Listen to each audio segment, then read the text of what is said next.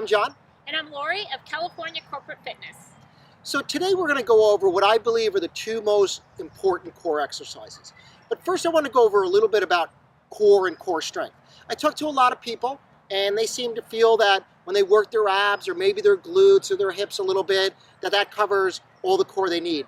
And really, if you do just that, you're really going to be selling yourself short. The core is a lot more than that. So let's use an example. Let's think of an apple, right? You have an apple, and if you think of the apple core, it's inside the apple, but it also runs from the top of the apple to the bottom of the apple.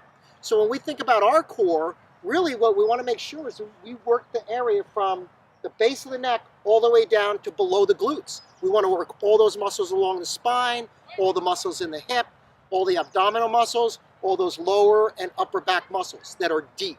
So we want to get deep into that core to do these exercises. So these two we're going to explain today are going to be the ones that I feel get the deepest and create the most strength for runners. And in addition to this, with each of these two exercises, we're going to show you multiple variations. So our first one is a plank. Most people have seen a plank before. We're going to start with a prone plank, which means face down.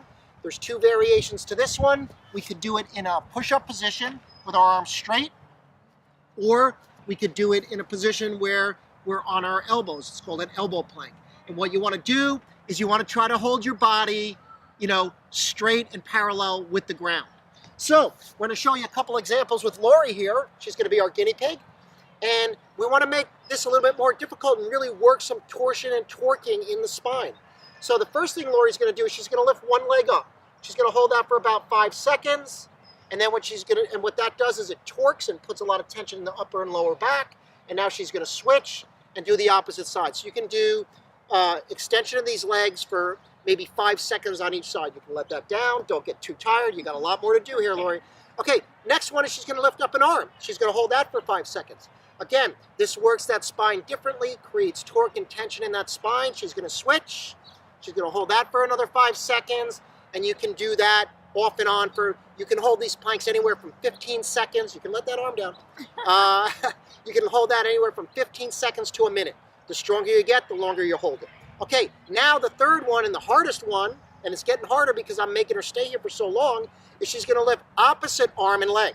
Okay, so she's got her left leg, her right arm, and again, this creates a lot of torque and a lot of strength in that spine. Okay, great.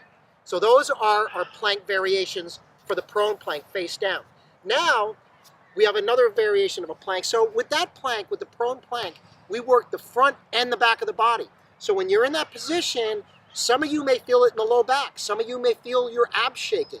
Okay, everybody's going to feel it a little bit differently. Some people may feel it in the upper back, along the traps, and up in the shoulder blades. Okay, so doing those can strengthen a lot of different muscles. Now, we're going to get the sides of the body, the lateral side. So what Lori's going to do is she's going to demonstrate a side plank. Okay, there's multiple variations. Right now she's going with an elbow plank on the side. She can now change this, and this one's a little bit easier, where she's going to do a straight arm plank. Okay, again, she's keeping her body at this angle. You can keep an arm up in the air. You can cross over the legs to make it a little bit easier if you're weak to start this out, or she can actually go down to a knee. So if she drops back down, she can do it straight arm. That's pretty tough. Or she could drop down into an elbow plank. We're going to do this on both sides. Again, you're going to hold this for anywhere from 15 to 30 to maybe even 60 seconds. And you can alternate positions. But in the beginning, do what you feel you can do without injuring yourself. Now the last one is what you call supine or face-up type of plank. And we can do this in two variations, okay? Just like the prone plank. What we're going to do is we're going to hold our body up, okay? You can do it straight-armed. Again, 15, anywhere to 60 seconds if you're stronger, more. Or a little harder is where we're going to get on our elbows. This gets a little bit tougher, okay?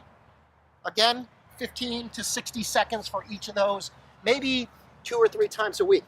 And now another one that's really important, okay? When you're for a lot of you people who work high tech or in an office, there's not much extension ever that goes on in your life. You're sitting in a chair 6 to 8 hours a day, bent over a computer, so there's not much time extension like this. So with this exercise, which I think is probably the most important, is a back extension. So what we're going to do, we're going to have our hands on the ground, And at the same time, we're going to lift up our feet and our arms, and we're going to hold this. I like to keep my thumbs together. You'll feel it right down the center of the spine there. And then you can do variations of bringing the elbows back, extending, and then going back. So we could row 6 to 8 times, okay? In addition, we could do repeats where we go up and down. Again, this is dynamic movement. So we could do these the same as the planks, anywhere from 15 to 30, 60 seconds, 2 to 3 times a week. So. Excellent. Be well, be consistent, and finish strong.